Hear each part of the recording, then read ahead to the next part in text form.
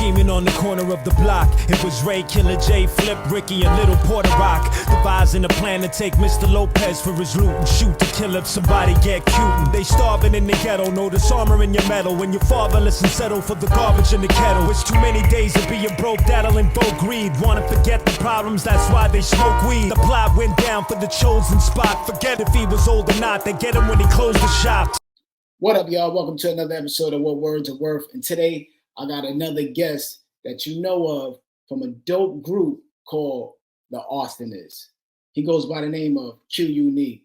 Q Unique has been one of those artists and MCs that was killing it 90s, 2000s, even to today. I mean, when he raps, you want to make sure your verse is straight if you're coming after him or before him. And he's always been able to come up with like some dope ideas and concepts of making songs and lyrics. So today we're going to talk to Q Unique and find out how does he come up with them dope bars, the concepts, the ideas, maintain the essence of what hip hop is all about. And he's going to share all that with you. Q Unique, let's go. Thank you. Words. We still here. We still here, man. From New Eureka Poets Cafe to now. We still here, man. Crazy. Yo, man. So thank you. I did the intro earlier about you, and I always like to express like what it's like listening to you rap. For me, when I hear you rap, one, it's definitely like I can't wait till they finish. So when I go, you know what I'm saying? That, you know, you always had that vibe and that energy, and then you've always been one to like come up with ideas or concepts and wanted to make sure that the song has a direction. So that's why I wanted to have you on here, and also to just kind of highlight how dope you are as an artist. And man, so it's just been dope, like still being able to watch what you do and then listening. And even though we're on Instagram, that's kind of the glimpses we get of each other a lot nowadays. Little bits and pieces, right? Yeah, but it's still dope. So yes, sir. Yeah, man, thanks for coming on here. So I got some questions about writing, man, so people can understand how come you so dope like you are. You know? Thanks, brother. And likewise, of course, I just want to say that I've respected you from the first time I've heard you spit all the way to now, from you as a writer to your accomplishments to how you've, you know, when you watch other people that you come up, you watch their journeys, and there's certain people that you just admire, and you've always been that dude that you've always done your things in a way that it's almost like a damn near perfection to you. You know what I mean? So, well, let me also say, I can turn this camera so people don't know how. Over here, I got a Coca-Cola ad. That's right. That's right. Let me get it off the wall. I got to put that up on my wall, man. I got this Coca-Cola ad, people. Yes, sir. That's how far back we just, you know. So we've been up to those levels of the commercial corporate world doing Coca-Cola ads. We were on bus stops. We were everywhere. This was a moment in our life. Citywide, bro. All city. This is a big deal, man. This is a big deal. That was dope. Coca-Cola ad for y'all out there. That's crazy. I gotta put mine in a frame, dog. That's dope. Yeah, man. This is my wall of the moments. You know, I got a lot of moments on this wall, man, throughout my career in this room. So, yeah. So that lets y'all know how me talking to him about all the journey is authentic. Like, yes, sir. We've been there doing this, doing that, and everything, man. So let's get into it, man. So the dopest thing about me having the show for me is I learned so much about y'all. Right, which is dope, because it's a dope, to me, it's a dope premise. It's like, sure, you can have the overall general, how did you write this album and that, but coming from you, somebody who I think is a high level lyricist, to be able to exploit other people's work and dissect, it's a genius idea. It's genius. Thanks, man. Yeah, so I think sometimes it's just so cool, like, because I'm able to like listen, I'll be like, man, he do this when he rhyme, he do that when he rhyme. Like, I'm able to see the techniques. It's almost like scouting other teams. Yes, sir. You know what I'm saying? So the first question I have is the name, origin of the name. Well, my last name starts with a Q. It's Quiles, Spanish name from Spain. My dad is actually Puerto Rican, and the unique came from uh, the first manager I've ever had.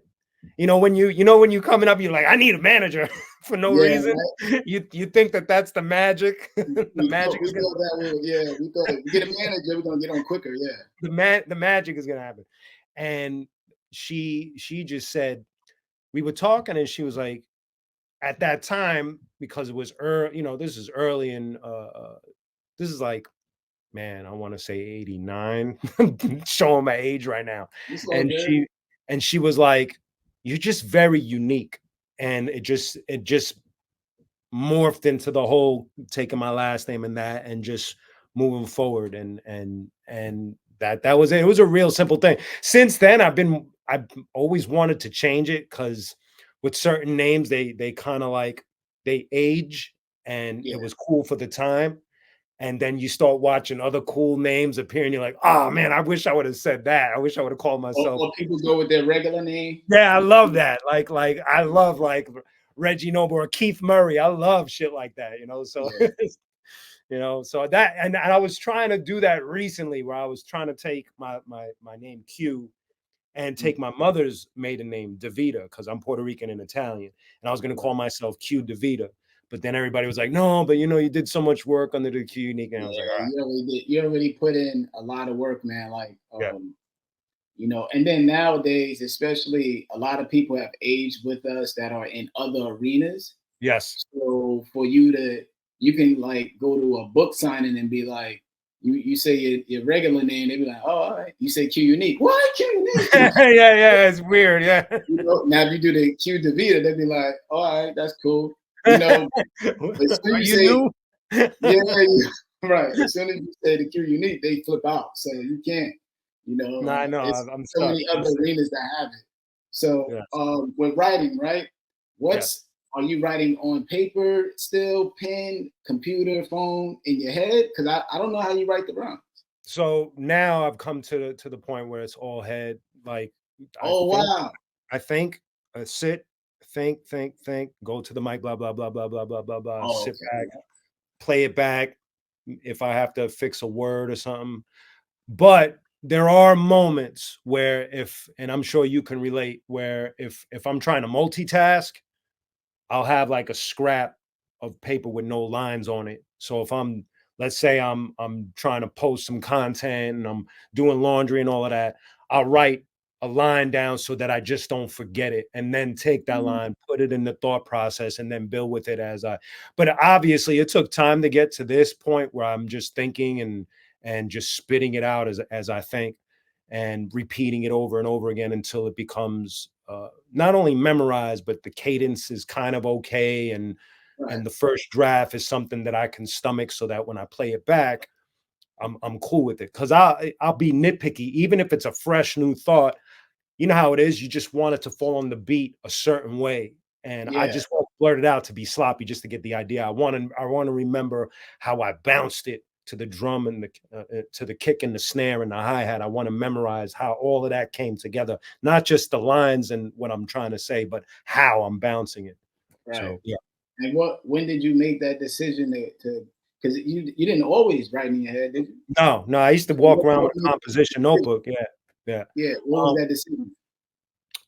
It was once I took when I took the studio out, paying for studio time, and I started building my own little home studios in Brooklyn and stuff. It just sitting there, after a while, you're just like, man, I'm just gonna put the microphone right here. So if I have a thought, I blah blah blah blah blah, and then it turned from just doing 2 lines at a time to 4 to 8, and it just became a discipline, like a practice, like lifting weights or something. It just snowballed into this new thing where just recently I was who was I with? I was writing with this younger cat, Xavier Wolf, and all I did the whole time through the studio process, because I co-own a studio in Laguna Hills, California, and all I did was pace back and forth and kept on building on the same verse. So I would say the first 2 lines, repeat them, and then add another line, repeat. And all I did was pace, pace, pace, pace. And I was like, all right, I'm ready. And then blah, put it all down, you know, and then Yeah, fix and adjust as I can. Yeah. the time it takes to like come up with something like that.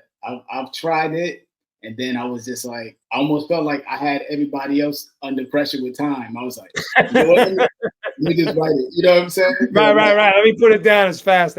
You know, and like I it. said, sometimes I'll go back to pen and pad. Just sometimes when the brain Yeah. just a little fatigued, or like I said, when I'm multitasking, So I'll then, jot. You know. yeah. So how long does it take for you to write like a It verse? always depends. It always depends.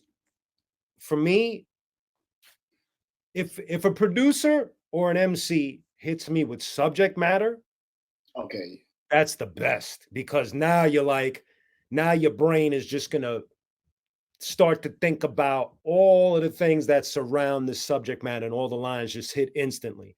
That's a To me, great point. yeah, I always find it more difficult when people like, you know, that whole give me a hot 16 mentality. That's where I'm like, that's gonna take a little longer.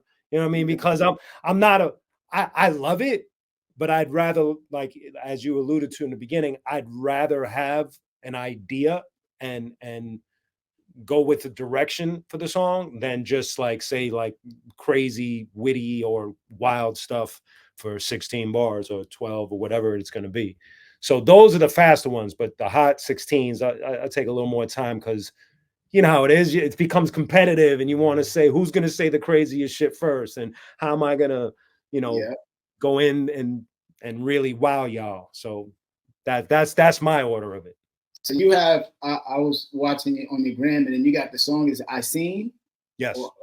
So how long does it take you to put together something like that? Because there's a list. Now you know you got you got to leave some stuff or leave people out. You know there's Yeah. certain things more important. You got to gauge, is this mentioning this is more important than that? I only got 16 here, 16. Yeah. Whatever. What was that like writing that song for you, being the fact that you gotta, you know?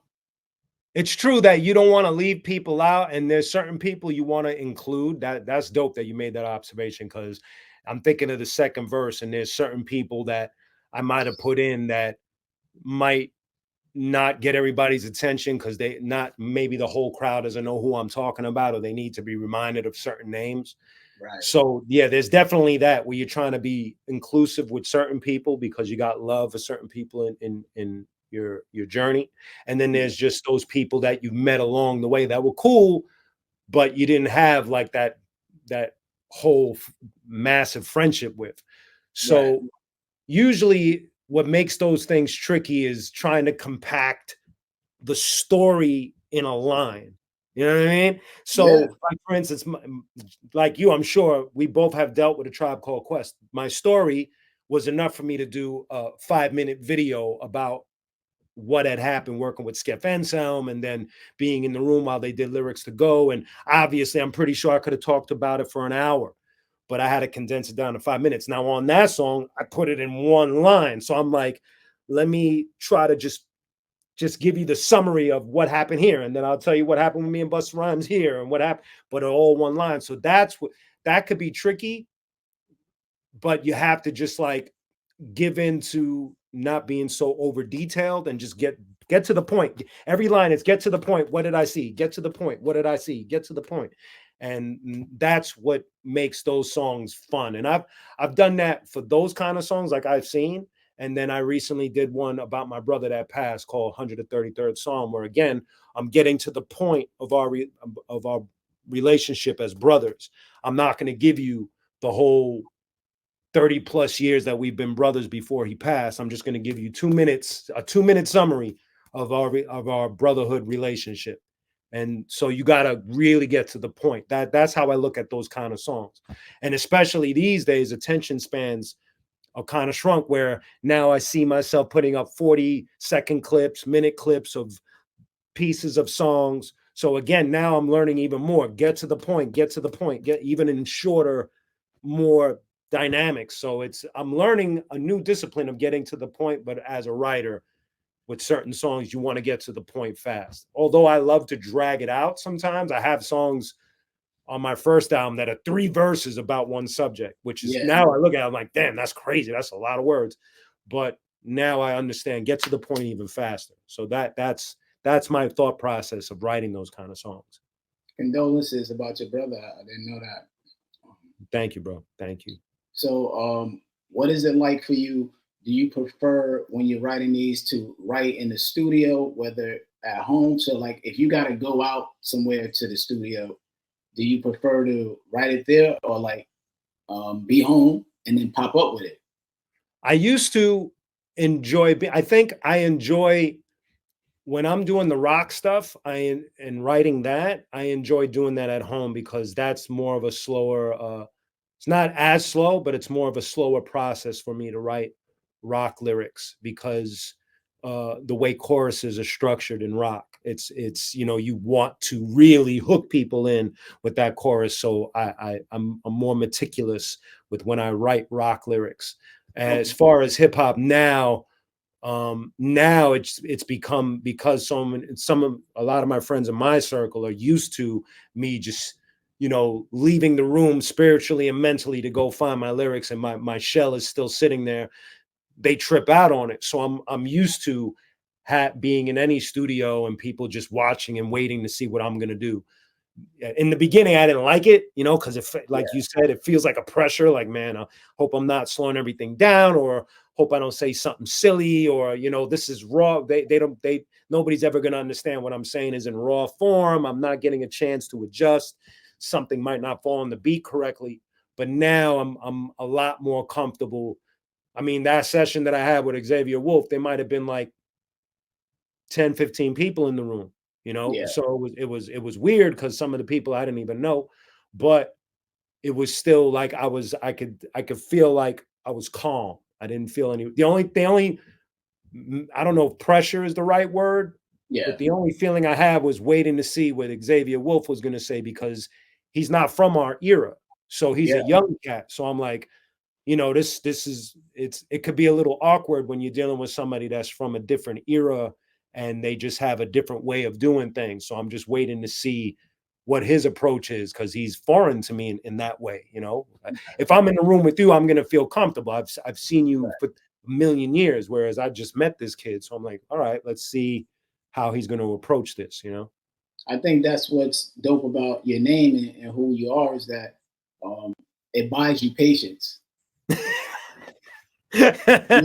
Right?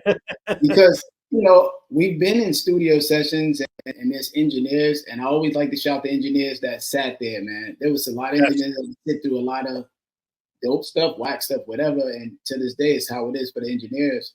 But like, you have a track record of consistency that it's cool. If an engineer knows you, they're gonna be all right, because they like, all right, when he dropped the verse. So I think you've earned that patience within being able to take that time to do that. So and probably Xavier and everybody around him probably already had some insight on who you were, to be like, all right, well, I know this is gonna come out fire. Let's just wait for him to cook it up and whatnot. So so you said it's like a lot of people were in there. So what's the atmosphere you prefer to write? A lot of people, no people, nighttime, daytime? Ooh, that's a good one. It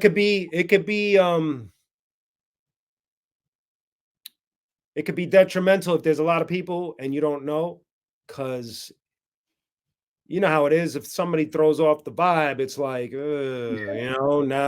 now my brain isn't fully where it should be. Now I'm like looking at certain things and hoping that it's you become self-conscious in a way. You just want to make sure that everybody in the room is respectful of the space, respectful of the artists that are working, and not in their own head thinking that their royalty or something, or whatever the vibe may be, or they might think what I'm saying is not up to par with their taste or whatever. So that could be tricky, having a lot of people in the room. Obviously, being alone is always the best, but what's tricky about that is sometimes when you're alone, you could get distracted.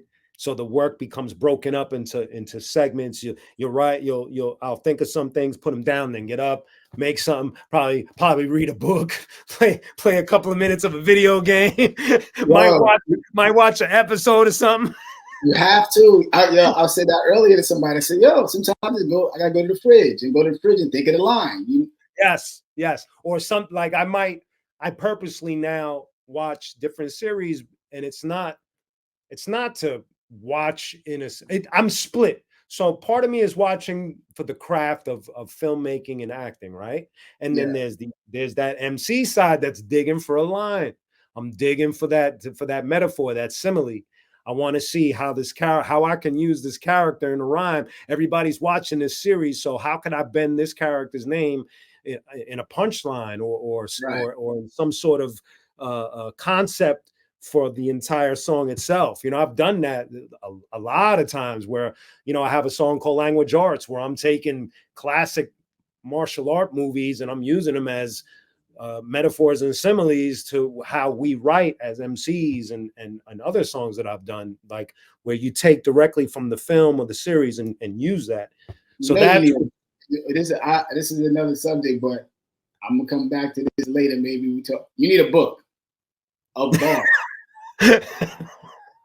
Because like these concepts, like people need to like really not listen to them. I mean, of course, we got people that love to listen to our music still here and there. But yes, what I've realized, a lot of us at our stage and age are more like they're into the books or reading it and just kind of like absorbing the words of it. And like that concept, I've seen, like I already told the world how dope you are with these concepts, but a lot of people I realized aren't necessarily into the music aspect of us because they're busy. But they'll get the book though. Right. I never thought of it that way. I've been approached to do a book before, and we kind of like put the brakes on it because I think telling my personal life felt a little awkward in comparison to like what you're saying, where it's more of let's go over the art form of my journey, which is why I started doing these little clips of I got a story to tell, just taking little bits of moments in my career and just sharing it with the world. But I understand what you're saying. That makes more sense because there's a process to our madness that people aren't privy to, Man, I could talk about it, man, because that's kind of the space where I'm at now, a lot of things like that. So we could build on it for sure. So how about daytime and nighttime? Is that matter? I think I'm more of a daytime guy now. With the Arsonists, it was always like break night sessions, start seeing the sunrise, those sessions. Yeah. And now because of where my life, you grow up, you got a family, and things evolve and adjust differently. And I find that my brain is now much more fresher after a good night's sleep, and you get up and all the ideas are there. I actually prefer early morning into like early evening, and then there's a cutoff where I have to let my brain go into it. Was something that Rakim said that I always admire. He's one of those dudes that I've always looked at for those little tidbits of wisdom, like most people from our genre or our generation. He said, put the pen down and live life. And that's where the words are going to come from, the ideas, and obviously he's 1,000,000% correct. You have to. So for me, it was always like, towards the end of the day, I want to put the pen down. I want to go outside and let my eyes survey the land and see where the ideas are and what So that's where I'm at now. Daytime. Take a drive. Some people run. Big time. And it definitely will. I think from doing that, you go outside and you start freestyling a little bit. The bodega on the store, like you just start seeing stuff like the church with brown bricks, and now you like church brown bricks, and it gives you, because I guess sometimes it's weird talking about it. Maybe like sitting at home, sometimes you can have a confined mind a little bit too. Yeah, you have to go outside, and like you said, I like what you just said because I found myself, and you actually just brought it to light because I do it, but now that you mentioned it, sometimes, like what you said, freestyling on the way to the store and stuff, and you're exercising. Sometimes I'll just put a word in my head and see how many times I could rhyme the word, a complex word at that. Like, how could I take this person's name and rhyme it like 10 times and see what sounds the best? How could I put, adjusting? And so I'm doing that as I'm walking to the bodega or to the beach, because now I'm in California. So I do that, just this is why I do the show. This is why I do the show. Stuff like that. You see what I'm saying? Yeah. Now you got me ready to do that. I'm up there like, it's a challenge. If you think about there's those certain words or just names, because there's names in pop culture that you want to use in your rhyme, and some of their names are more challenging than the words we come up with to use. So you're like, how am I going to put, this guy's or this girl's name in this verse if I can't figure out the words that match? So that's what I do. I'll sit with their, because names to me, Sean Price was nice with that. He would start off a verse with somebody's name and then just go down, and I actually paid homage to him on my Black Coffee album, where I go Daniel LaRusso, Scam for a Loophole, because I was paying homage. He had passed, so I was like, I love that he used to do that. Just take a person's name and start the verse. It was like beautiful to me. He said, I'm in the hotel with ganja, a dope needle, Don Cheadle, Hotel Rwanda. That's what I mean. That's what I mean. I love that. I love that. So that's exactly it. But that's the stuff that I love talking to y'all about, and talking to you especially. You just gave the world a whole new exercise to do. This people, you know what I'm saying, gave me an exercise to do, this thing in a name. Because when I'm writing and I do get a name, I start breaking down the syllable aspects. You know how that go, what rhymes and all of that. But you're taking it to a level that it builds it into an actual activity. Yes. For the viewers. So I guess that kind of goes into explaining your writing style. So you're able to. Here's the beauty of your writing is you have speeds. Yes. So when I've heard you throughout the years, you could have the slow speed rhyming, very technical. Then you could be fast, but have clarity. Yes. So how did you develop that to know, like, I can't put too many words here? And how did you know to make this style that you write important to the listener? I think I have to talk about Destroy and Ill Bill when it comes to that. When I was in the Arsonists, a lot of us, not all of us, but some of us were doing that machine gun style that was popular during that time, where it was like try to fit like a million words in 16 bars. And Destroy and Freestyle, they were more like neat and clean. They would put their words nice, almost like folding their clothes in the drawer to fit everything in nicely. And I was like throwing words in the drawer to fit everything nicely. And and so Destroy was the first one to bring it to my attention, where he was like, you could use less words and still come with the same. And what's interesting is, prior to that, when I was a kid rapping, I was real basic. Like, I think like most people are. So I wasn't on that machine gun thing. It just progressed with the times, and I started seeing like certain dudes do it. In our crew, it was Kinetic, or I remember LP used to spit a lot from Company Flow. He'd be like, like really like a lot of words. And I kind of dug it, but when Destroy pointed out, like, reel it in a little bit and try to fit it between the kick and the snare just a little better, so that people are enjoying the bounce of it, that was the first change. And then when the Arsonists ended and Ill Bill put out my first solo album, having him in the room with me, I always respected Bill, because Bill might be underrated. I think I've told somebody before. I probably even told Bill that on like a social media post or something, but Bill is underrated.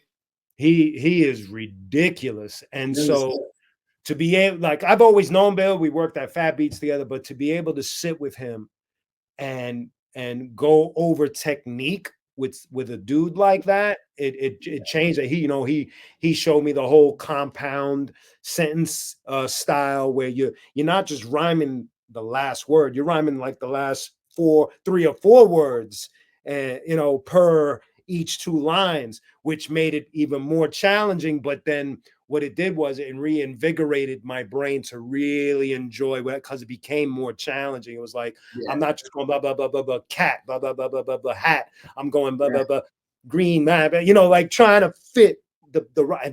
There was a point during that time where I was rhyming the entire sentence.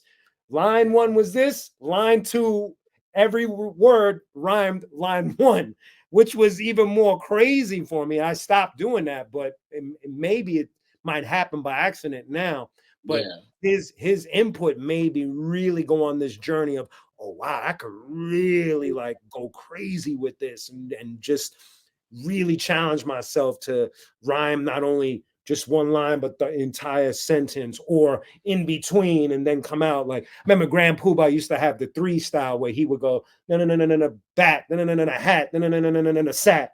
And it was like, that's a cool style. So it just, seeing all of these different techniques made me, it depended on who was doing it. Right. And I know I'm getting a little off track, but those are the go, man. Okay. Go ahead. Those are the 2 guys that made me tighten up my style. And then moving along, I have to say, and I know some people can be like, whatever, but Jay-Z showed, not personally, but watching him showed me to really lay back, really talk. Sometimes, like you had alluded to, like sometimes I have this slow style, and it's a direct plug to him, watching him, because he has this way of, he obviously, he's another one. He started fast, he did that whole thing. But as he matured, it was something that I think Swizz Beats might have said, where he was like, I don't want you to rap, I want you to talk to me. And that always stuck in my brain. Like, man, that's a fascinating way to look at this. And then you listen to Jay-Z, and when he's laid back, I think it's masterful almost. You just listen and you're like, ooh, that was really well played. So dudes like that, there's so many people that I've studied just like you, but I think it's dope, man. I have to give it specifically. Go ahead. No. I was gonna say I think it's dope that people were telling you. Yes. Because you could be just doing you and they're like, let him do him. So I think having to be open, that's a big deal too. When you're working on music and you got your friends and people around, being open to a suggestion goes a long way. I'm open. I listen, man. I'll listen. This and that. I'll try it. If it don't come out good, just delete it. That's it. But I think you have to be able to listen and be, I guess, coachable in a way, because that's what I've learned about the greats. Everybody, we watched the Jay-Z in the studio and Kanye give him the hook and say it like this. So you got to be able to be willing to say something, which is dope. That Destroy, he's not afraid to say something, and then the fact that, right, and then you're able to receive it. So you have to have both of those, though.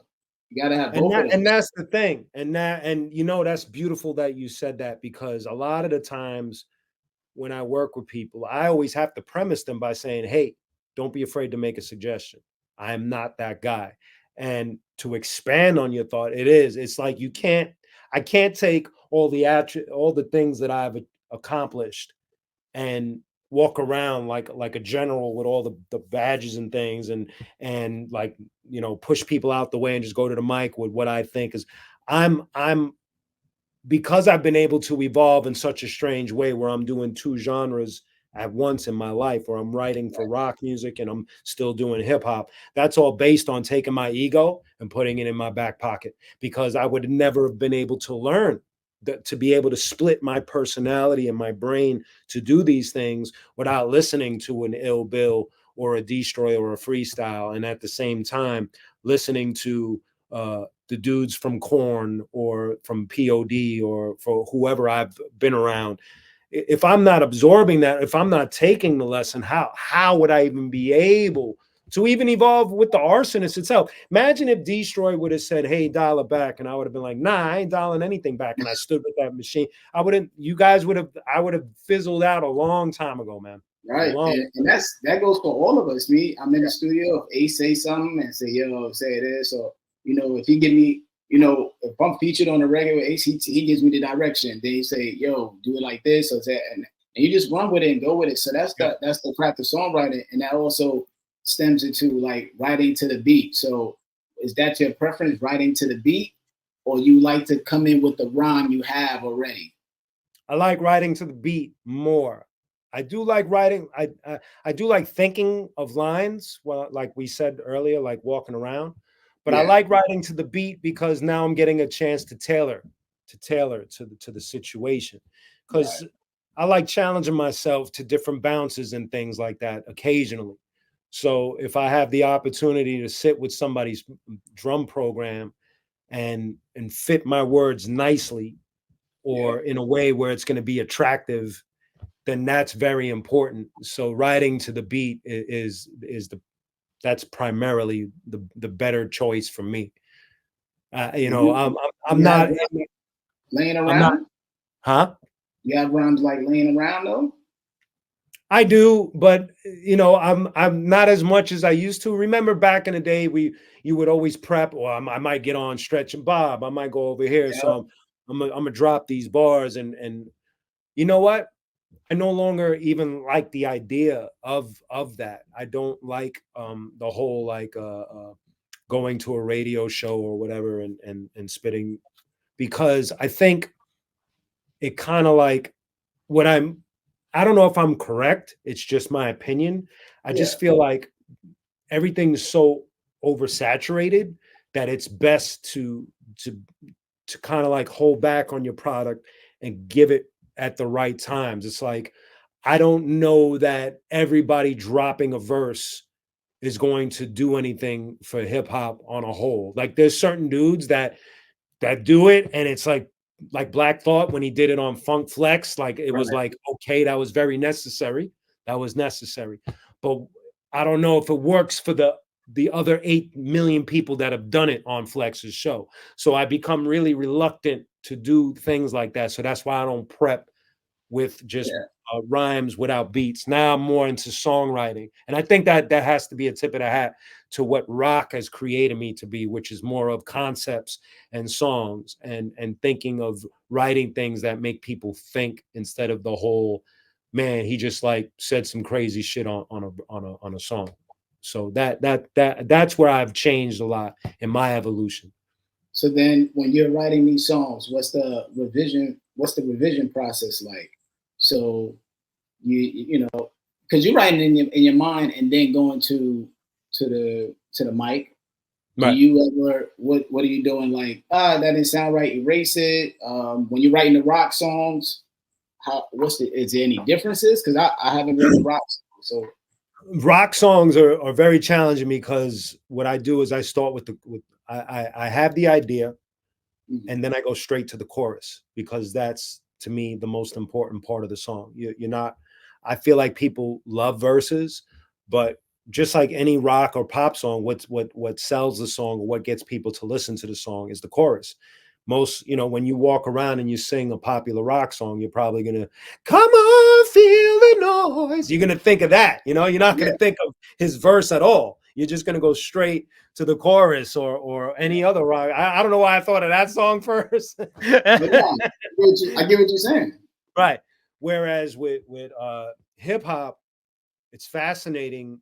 Well, with both rock and hip hop, what I wait for first now is, what is the beat making me feel? Like when I wrote that song about my brother, that beat from Jake Palumbo made me feel a certain way. It made me feel emotional. And for some reason, it went direct. It was like what is that? What do you call that? Oh, Rakim called it God consciousness, where you just leave your body and something is happening in the room that you can't quite explain. And it's funny because Jake had, when we were talking about this on video, Jake said he thought it was odd that the first song I wrote for the album that we were doing was about my brother. And when he mentioned it, I even thought, I was like, yeah, that is weird. Because he thought that I was gonna do like the common, like, because there's some regular songs on there where I'm spitting, some cool witty stuff, and it's like an opener type of song. But for some reason, the first beat I listened to just brought this whole emotional thing out of me and made me think of my brother. So number one is, how is the beat making me feel? What is this beat bringing out of me? And I try to connect soulfully with the beat, because I'm not trying to think of, oh, am I going to go viral? I'm not thinking of that. I'm thinking of, how am I going to connect with this thing? Where's my soul connecting? So that's number one. And then the lines start to flood. So if, like, for instance, with Jake's beat and the 133rd Psalm, the lines just, those are those God consciousness moments that I understand what Rakim is talking about. Because when it's said and done and you sit back, you're like, I don't even understand how that just happened. How did two verses of my brother just appear without me really forcing the thought? I just vomited all of these words about my brother, and I don't understand it. I don't know where it came from. And I have an equal story working with my rock band Stillwell, where I'm writing lyrics. The bass player to the band Stillwell is Fieldy, who also plays bass for Korn. And we're in the studio. We just get to the studio. We sit down. We got the track on, and he turns to me and he goes, "You have to write this song about Jesus," which is intimidating. That's a crazy subject for me. I'm like, man, I don't know, man. That's a touchy one. You like, that you make people feel awkward with that name. And, I don't mess with religions and people's faiths like that. That's touchy for me. I respect that. Yeah. So when he said it, at first I was intimidated by it. And then I put my head down, and I can't even explain it. Chorus just vomited out of me. It just, blah, there was the chorus, done, complete within 20 minutes. And it stood like it was the perfect for the song. It's called the Come to Jesus moment. And it just, I can't even explain. Again, just like when I did 133rd Psalm, again, can't explain. There wasn't no overly thinking process. It was more like, it was almost like those movies where the dude just freezes and his soul just leaves and it comes back with an answer for the track. And it's weird, man. So would you say, because you said like Rakim was saying it's like God consciousness, right? Yeah. So do you feel, even though it was a topic that dealt with kind of like something religious, you kind of was trying to tiptoe that you don't say the wrong thing, but you still believe in that high. I mean, what you're saying as a songwriter is just trying to be like respectful. Yes. Just trying to be respectful when you're writing those things. So how about? Go ahead. Oh no, I was going to say more about the beats. So when you get in the beat, obviously you like beats that kind of talk to you and kind of give you some direction, give you like a little direction. When you're picking these beats, though, do you like to like have a beat that you agree with right then, or do you have a couple beats that's kind of I don't know, let me live with it? Right. Man, that's a great question, because I'm at a crossroad with beats and production at the moment. Because we come from this swimming pool of boom bap and all of that, for a long time, it was always trying to connect to those beats that spoke to a program that I had in my brain. The vibe of Gangstar or Wu-Tang, or it was almost like putting on that comfortable sweater that you've always had in your life.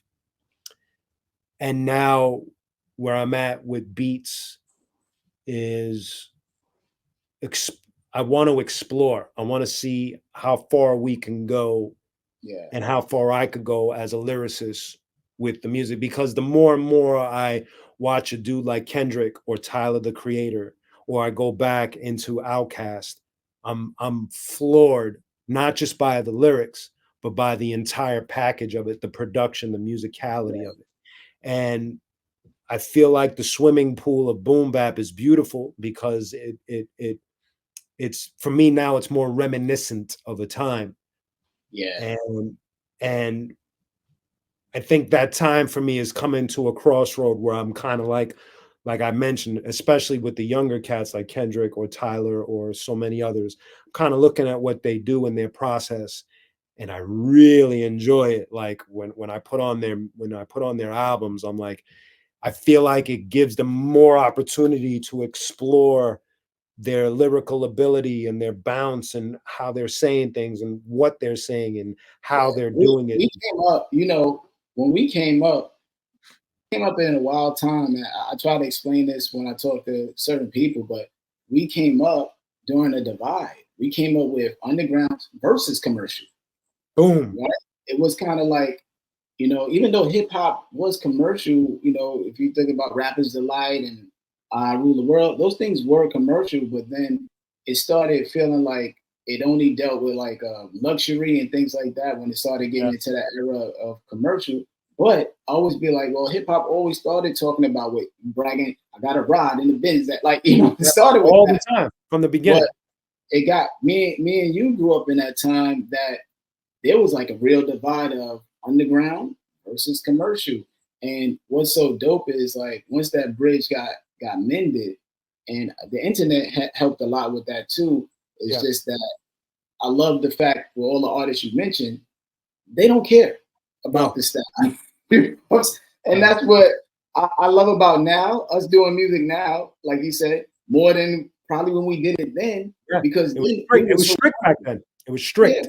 Yeah, we were conscious. Like, I'm not gonna show up to the New Yorker and get on stage and do this song that sounds commercial. Like, I'm staying with our crew and who we represent.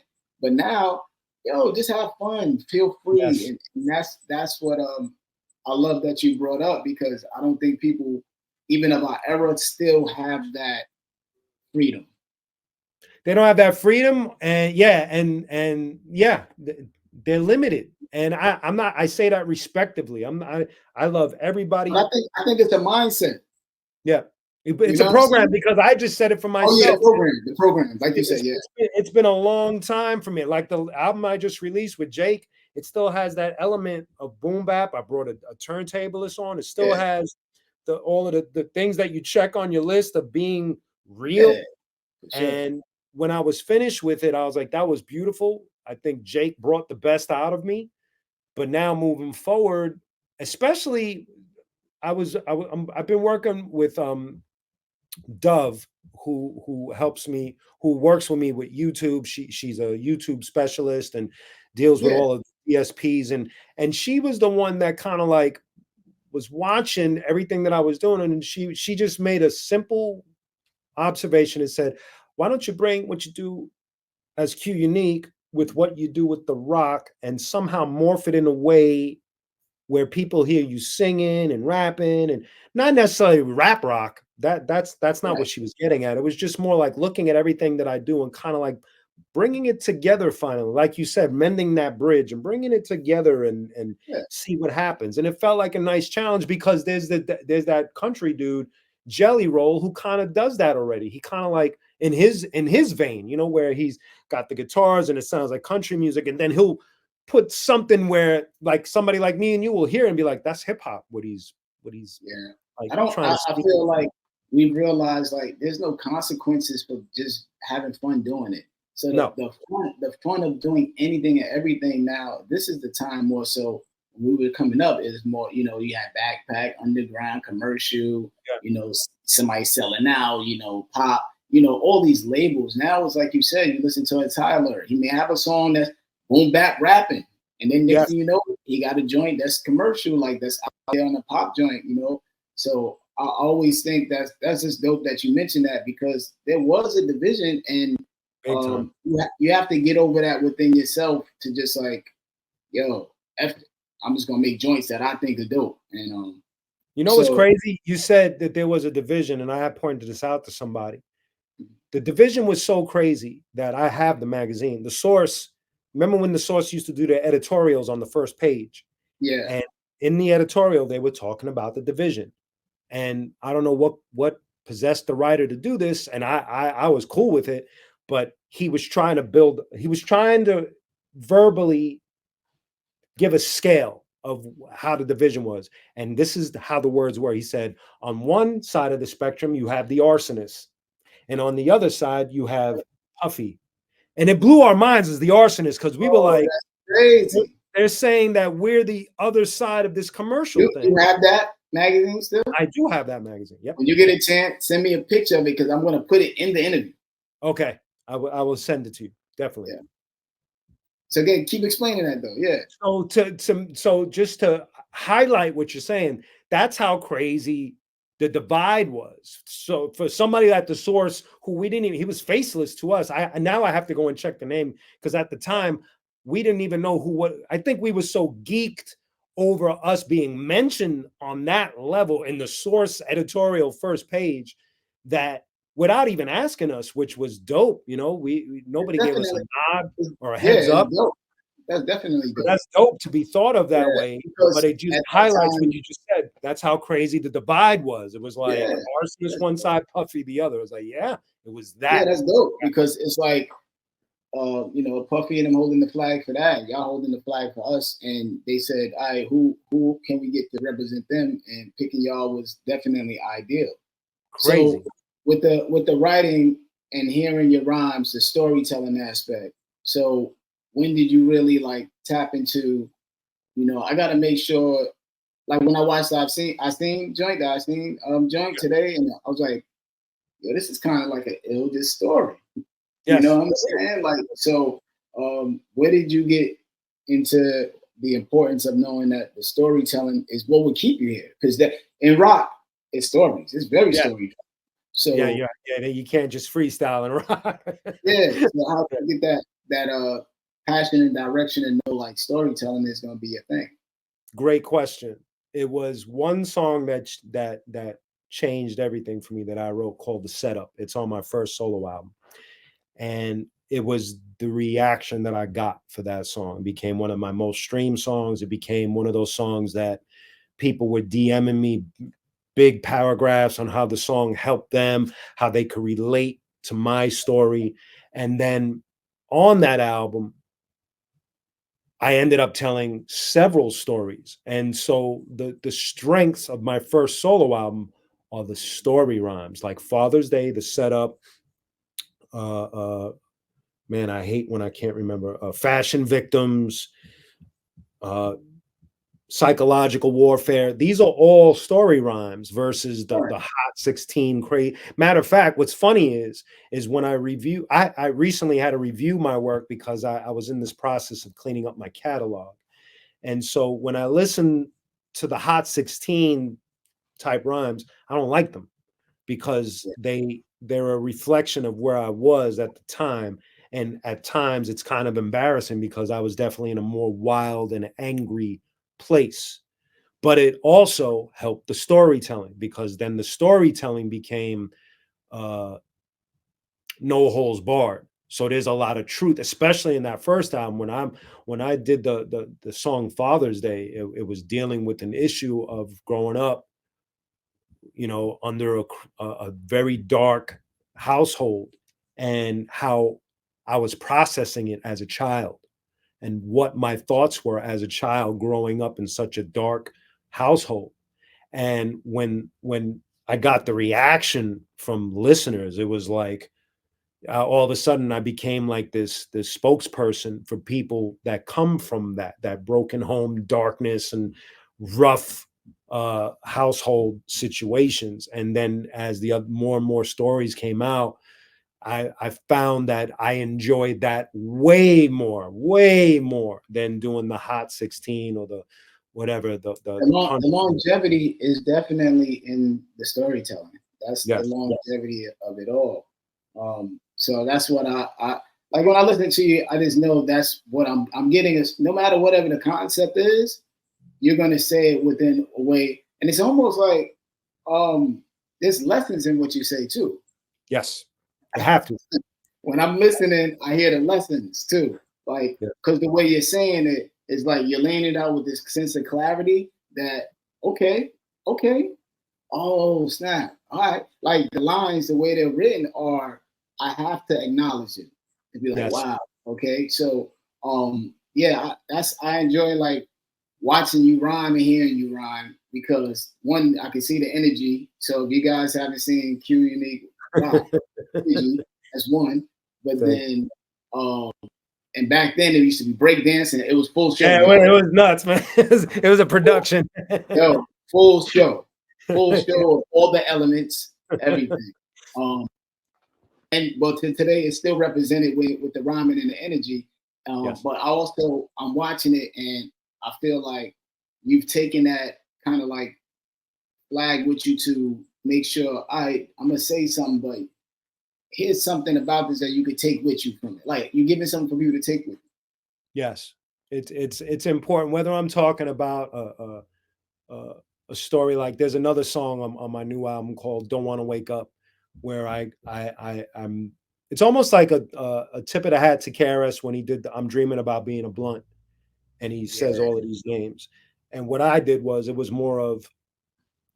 like one more time of just sharing with those who were there or who weren't there about these two um golden era moments that I hold very dearly, which is the crack era and then what came after that in the 90s. It was like those two eras are so beautiful to me that I just wanted to get one more chance at talking about them but I was reviewing them in a story way where I was like I'm having this dream and I'm watching Stetsasonic and Rakim is chilling and BDP and and the way I put it is just to share this story of having this dream because we know we can never go back. So now to me, it is like a dream when I look at images or videos. I actually get emotional now. Like the other day, it was up late at night and I just did a little deep dive into golden era shit and the Bridge is Over video came on. And I look at that video deeper than the average person because they captured the Union Square in the video, the club, the right. Union Square. And if you weren't in New York and you didn't even walk past that club, you don't even know what I'm talking about. But the fact that the video guy captured that era and all of those beautiful people and KRS and D Nice and Scott on stage and Red Alert at Kiss FM, it's like to me, it's not a video anymore. It's a history piece. It's like you guys, this video is so important because this place doesn't even exist. These people don't exist. It's like history was captured. So that those things help me tell the stories, those kind of observations where I'm sitting and tripping and looking at what I'm watching. It's Do like you, it feeds us the story. do you find it do you find it your responsibility to share the history because you're dope at doing it without it sounding like I guess beating somebody in the head with it. It's more so like masterfully crafted in a song that I'm Yeah. entertained to hear about the history, like in the I Seen joint or in the joints you're talking about. Like you might mention somebody from then, you mention what's going on now. Is that you feel like a personal responsibility? I do because I feel like the history is distorted. I feel like names are left out. I feel like Mm, and this is something that I say respectively because there seems to be like a little bit of a disturbance in the force right now.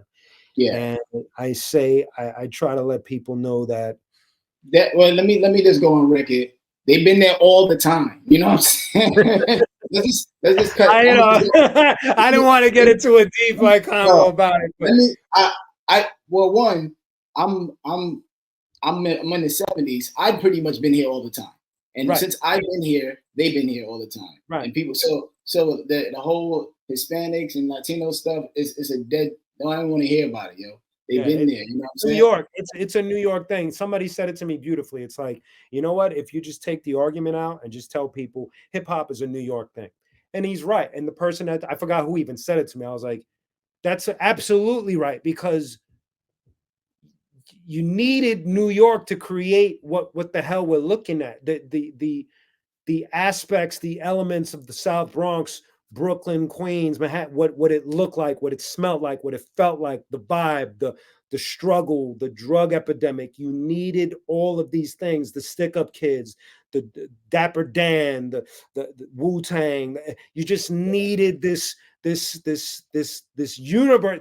It's a small island, but we needed this universe of things that affected us in a way that I don't like how they're making it seem like there was an invasion happening, like it was just black people over here, and all of a sudden, you know what I'm saying? Like it wasn't that. It's basically not. You can knock on that person's door, and they can be Hispanic, and that's your neighbor. It's like literally all living in a community. So that I want to go make sure I set that up too. Like that's ridiculous. I appreciate that. I appreciate that. But I do feel a responsibility overall, because another thing that starts to happen is hip hop is vast, and at this point, and there's a lot of names that probably won't get mentioned at all. I could say Saya and Yeshua, and to me, I know how important, to me, in my opinion, how important their contribution was at a certain time and era. And me watching them and being, or at one time it was Punchline and Wordsworth, you know what I mean? And me sitting there and watching y'all trade bars and being like, oh my God, how good are these? Like, what am I seeing? So it's like, if nobody tells our story, that's a chapter that's not in the book. So then it just becomes the typical Biggie and Tupac. And it's like, I respect, obviously we all do, but it's like, we know already. What about the people? There's like 100 people that you're missing in the equation, that maybe their contribution isn't as big. Maybe they didn't have a Dame Dash or a Puffy to push them into your face. This is why we gotta have your lyrics as books. That's dope. I feel you, man. I'm just saying, y'all. I know what's going on out there, y'all. So this is why. All right, so I got 2 more questions, but what's your studio setup like? Right now, I'm gonna turn it a little bit. The drummer from my band is Wub from the band POD, and he built me a mic booth. So I have that. We did it with moving blankets, PVC tubes, and all of that. And then, you know, the normal, like I use this Scarlett 8 input box.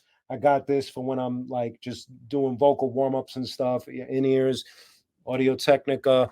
I just got an MPC one for when I want to mess around, and just laptop, SM7B mic, and really simple. Like now it's simple. I love that I could just close my laptop, go to somebody's house, plug in, and do all of that. That is, I think my setup is pretty much like the majority of the world setup at this point, with minus the makeshift mic booth. I love to have. That's dope, man, because I'm glad you showed it, because it made me go, oh, okay, you got the moving blankets over there, because those joints is extremely heavy to kind of sound. It deadens, because you know, rooms have that natural verb, and so whenever I would send vocals, it could kind of like throw the vocals off just a pinch. So it helps to deaden that. You know, you want nothing on your vocal at all. You want them clean. Are you mixing? You mix too and everything? Sometimes, yeah. Well, as far as my latest albums, yes.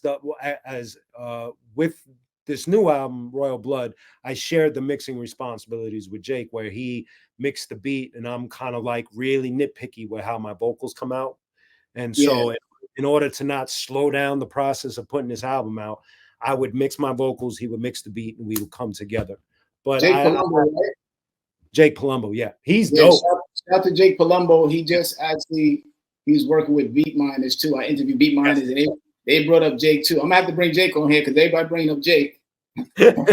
And he could spit. So he's dope, man. He actually is dope, because he gives a lot of industry advice. Yes, I love that about him. If you guys follow Jake Palumbo, I'm gonna actually reach out to him today. He gives a lot of dope industry advice about like it could be Spotify, contracts and streaming and all that. So he's real dope, man. He's dope. Did you make beats? I don't know if I make beats. I do make beats. I've been really slow at it these days, because I got kind of lost in teaching myself to play guitar and in the whole world of rock. And so it kind of divided my time.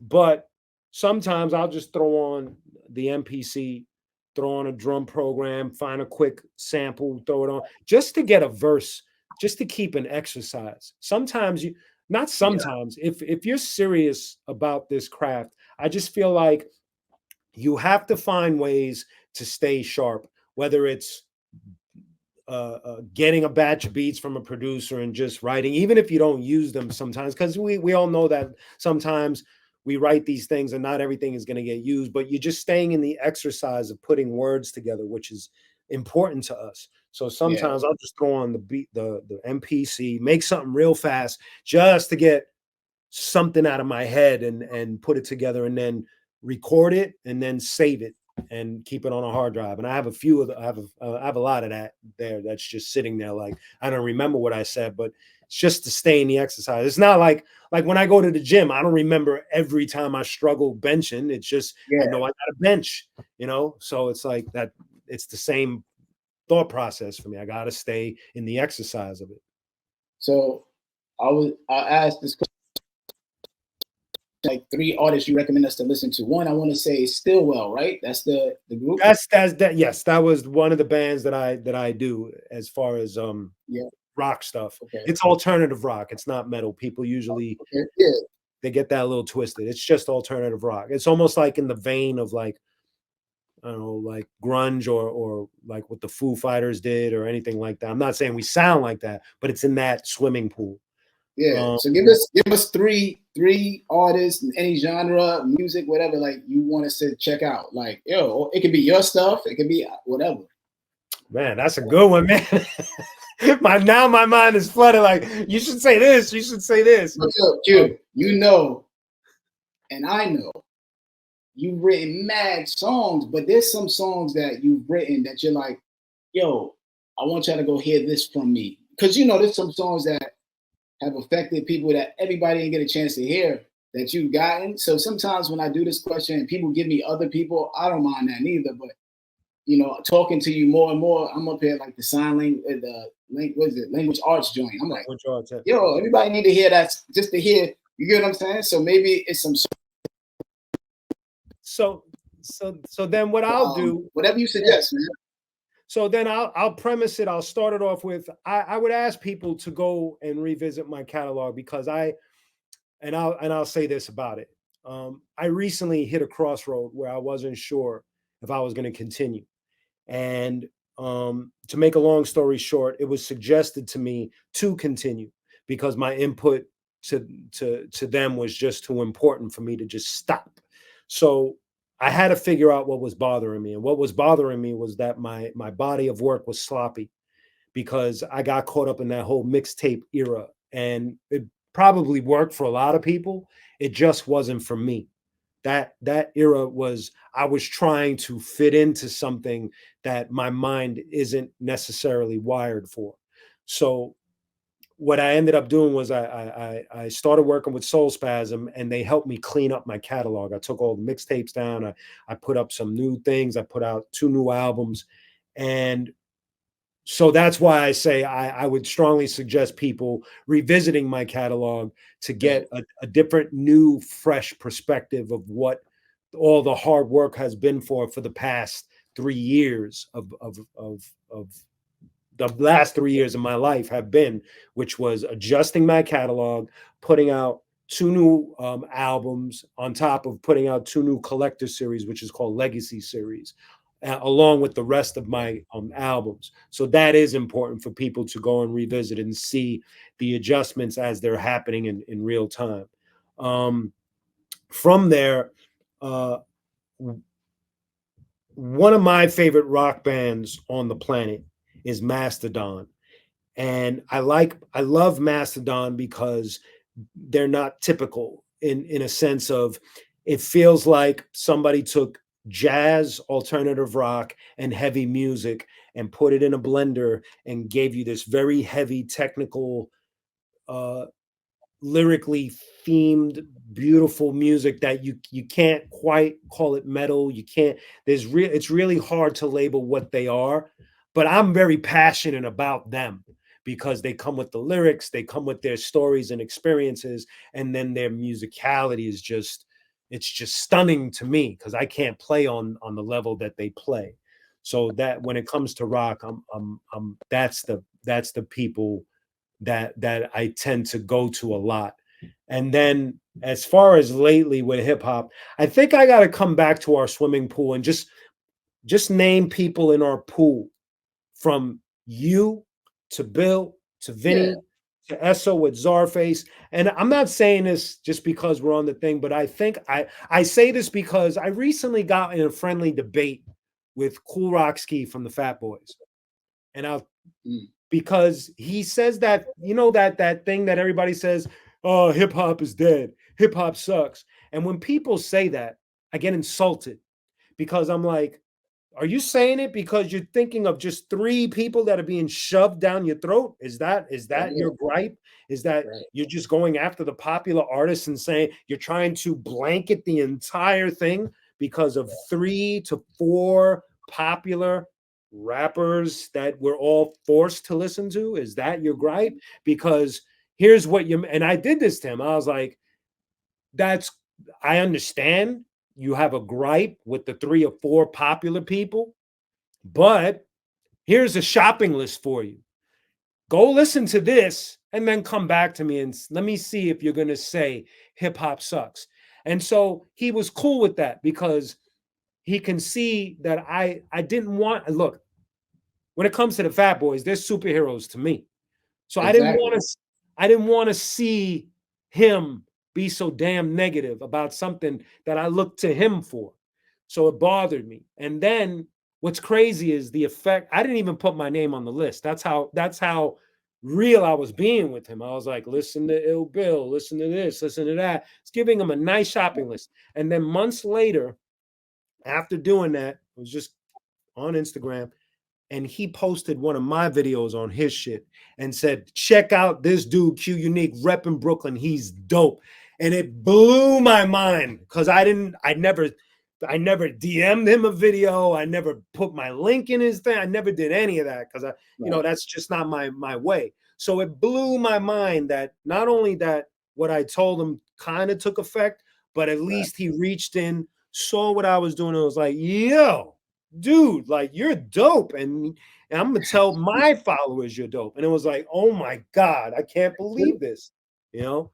So I say our swimming pool because when people make that complaint, it's like, did you listen to Words album? Did you listen to Ill Bill's album?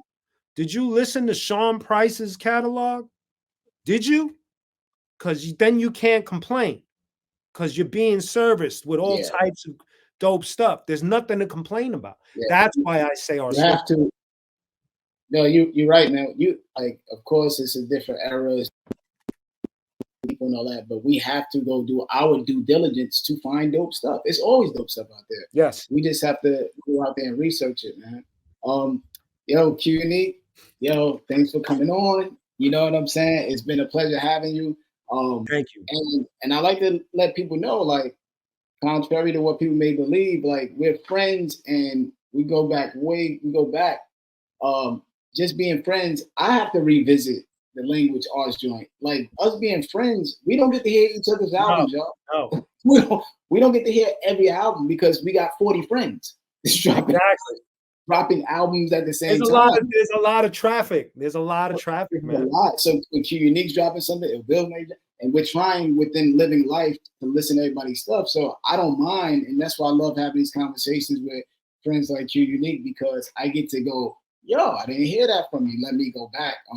So on top of the fact that you and I did a joint together called Rhyme and Reason. That I put on my Legacy series, me, you, and the homie Phil Harmonics, and you came with it. You came with it, just as I knew. I don't play. I know who I'm playing with. You know what I'm saying? So I don't play games. I don't. No, I know you, dog. You're elite. You're amongst the elite. One slack, I could be over with on the beat. You know what I'm saying? So I say I can't play with that. I said I already know how Q coming. One, energy wise, he's barred up. If I play around, I don't play around because I already know what I'm up against with stuff. You know what I'm saying? So, Respect. wait, yo, you give all your social media and everything. Yes, sir.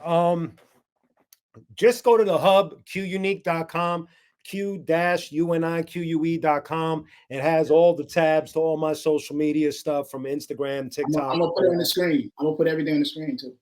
Thank you. So yeah, once they hit that, they'll have all the tabs and go wherever they want to go and whatever. I usually tell people, huh? Let me just pause for a second. I'm gonna have everything he's saying in the descriptions. Okay. I put him to make sure y'all are going to the description and clicking on it. It ain't you gotta go research or anything like that. So I just wanted to say that because people watch and then just moving then go find it. So, but yeah, go ahead. Finish your thoughts. At this point, I prefer people. Surprisingly, I prefer them to hit up my YouTube channel the most, which is at QUnique.TV. There's no dash, QUNIQUE.TV. Because working with Dove has put me on this thing where I'm putting more and more content, visual stuff out there, and so I got a little like story thing going on. I got clips of videos and music videos and other discussions going on. So that's where my head is at most of the time, and then it trickles down into the other socials. But that's home base right now.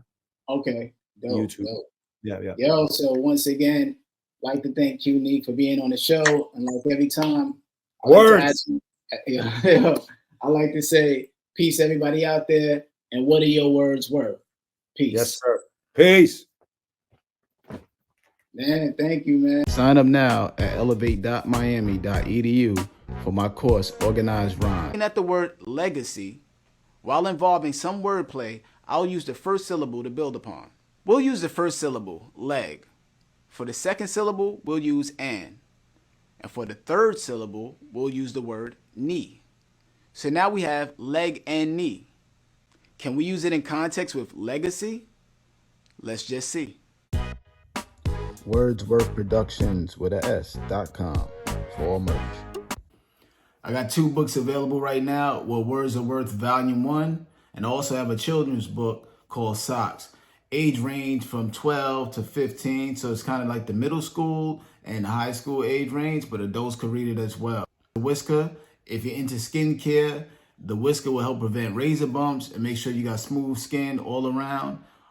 Make sure you order it on Amazon, the Wizker.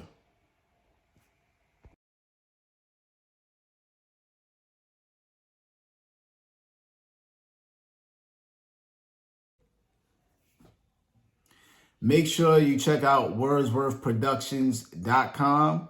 There you can book me if you want to book me for shows, consultations, panels, and things of that nature. And also it'll give all the upcoming shows that I'll be attending or performing at or appearing at as well. Wordsworthproductions.com. We write plays, books, movies, anything that deals with writing and creativity. Contact us.